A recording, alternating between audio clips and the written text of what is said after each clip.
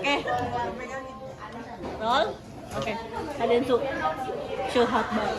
Iya. Itu boleh ceritain nggak sih sebenarnya kamu dalam meniti saya itu inspirasinya dari mana? Inspirasinya sebenarnya waktu itu Keisha naikin. Inspirasinya waktu itu sebenarnya timbul sendiri ketika aku bikin konten basket, terus udah banyak dan aku agak ngerasa bosen.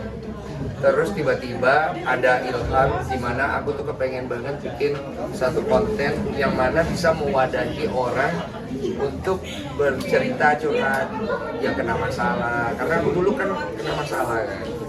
Nah, triggernya itu Deddy Corbuzier. Jadi waktu aku pulang dari podcastnya Deddy Corbuzier, aku sempat ngobrol sama dia. Kalau podcast itu kuncinya di mana? Di ngobrol. Jadi gara-gara Deddy, akhirnya aku yakinkan diri untuk bikin di ruang makanku aja, karena kan ngobrol aja. Dan itu adalah tempat yang paling aku nyaman. Ternyata tempat itu memang berkatnya luar biasa. Banyak banget hal-hal yang terjadi di sana, banyak cerita dari podcast bersama dengan Lutfi Anjay pertama kali. Lutfi pasti ingat itu. Kemudian dia bertemu dengan Yonglex dan akhirnya nyelesain masalah. Sampai ke berikutnya, terakhir sampai ada podcast Keramat, di mana ada beberapa bintang tamuku yang harus berpulang duluan. Sampai akhirnya lewat berlalu waktu.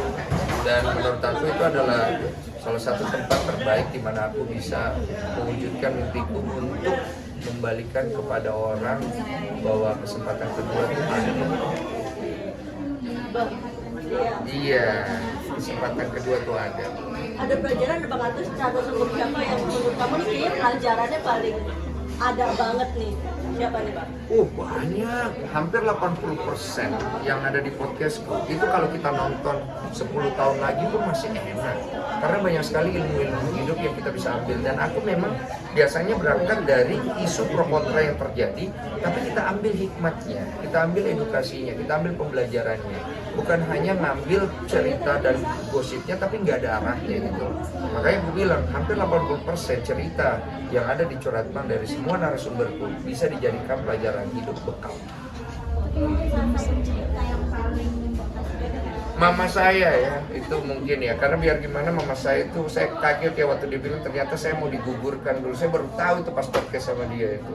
Iya, dicerita dulu mama itu sebenarnya pernah mau gugurin kamu. Gue langsung, ini kayaknya gak cocok dari podcast ini.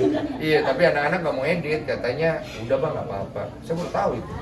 Jadi setelah podcast itu ada hubungan Gak ada, gue gak berani sama nyokap gue. Iya, mungkin kalau dia gugurin ya udahlah, gue udah gak ada di dunia. Bang, beberapa hari itu aku mengundang yang tadi Strong Woman. Iya. Ada Lady, ada Minara. Yang sekarang sedang masih Lagi rame. masih rame.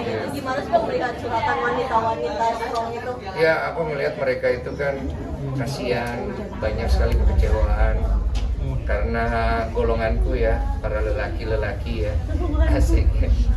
Aku juga nggak mau lelaki-lelaki akhirnya kita juga dicap sebagai orang tidak bertanggung jawab ya. Jadi aku pengen ngajak laki-laki di Indonesia untuk melihat dari perspektif seorang wanita yang disakiti. Wanita itu makhluk yang cukup kompleks, dimana kita tidak bisa mengerti mereka hanya atas dasar logika kita. Makasih. Iya, sama Putri ya. Apa? Iya sayang, makasih Putri, you're the best. Terus aku melihat bahwa wanita-wanita di Indonesia itu banyak sekali yang mengalami kekecewaan dari perlakuan yang tidak menyenangkan, KDRT, mungkin secara verbal, psikis dan lain-lain.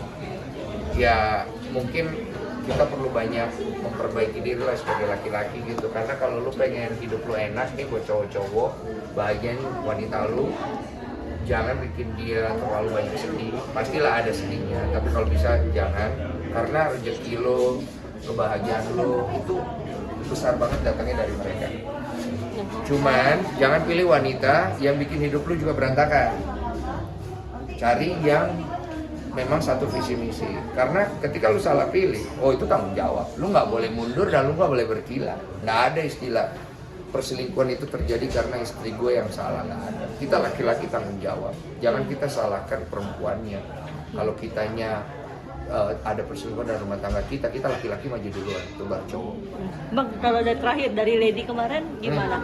First impression apapun ketika kamu mendengar cerita dia.